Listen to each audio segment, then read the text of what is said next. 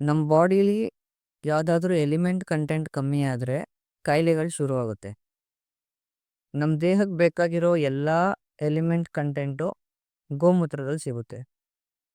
ನಿಮ್ಗೆ ಯಾವುದೇ ಥರ ಸ್ಕಿನ್ ಡಿಸೀಸ್ ಆದರೂ ಅದು ನಿಮ್ಮ ಬಾಡಿಲಿ ಸಲ್ಫರ್ ಕಂಟೆಂಟ್ ಕಮ್ಮಿ ಆದರೆ ಸ್ಕಿನ್ ಡಿಸೀಸ್ ಆಗುತ್ತೆ. ಆದರೆ ಗೋಮೂತ್ರದಲ್ಲಿ ಸಲ್ಫರ್ ಕಂಟೆಂಟ್ ಜಾಸ್ತಿ ಇದೆ. ನೀವು ಡೈಲಿ ಗೋಮೂತ್ರ ತಗೊಳ್ಳೋದ್ರಿಂದ ನಿಮ್ಗೆ ಯಾವುದೇ ಥರ ಸ್ಕಿನ್ ಡಿಸೀಸ್ ಇದ್ದರೂ ಎಲ್ಲ ಸರಿಯಾಗುತ್ತೆ.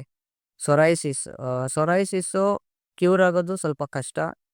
ನೀವು ಗೋಮೂತ್ರ ತಗೊಂಡ್ರೆ ಸೊರೈಸಿಸ್ ಕಮ್ಮಿ ಆಗುತ್ತೆ, ಎಂಜೈಮ ಸರಿಯಾಗುತ್ತೆ.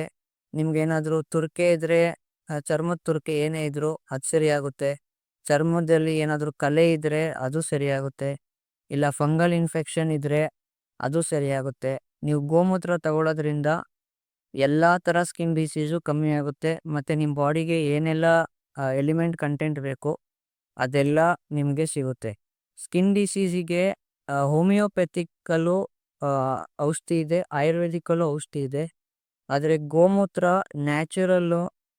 ಇದನ್ನ ನೀವು ಕುಡಿದ್ರೆ ಎಲ್ಲ ಥರ ಕಾಯಿಲೆಗೂ ಇದು ಒಳ್ಳೆಯದು. ಎಲ್ಲ ಥರ ಸ್ಕಿನ್ ಡಿಸೀಸು ಕಮ್ಮಿ ಆಗುತ್ತೆ. ಡೈಲಿ ಕುಡೀರಿ. ಒಂದು 30 ರಿಂದ 40 ದಿವಸ ಕುಡಿದ್ರೆ ನಿಮಗೆ ಸೊರೈಸಿಸ್ ಕಮ್ಮಿ ಆಗುತ್ತೆ. ಎಲ್ಲ ಥರ ಸ್ಕಿನ್ ಡಿಸೀಸು ಕಮ್ಮಿ ಆಗುತ್ತೆ.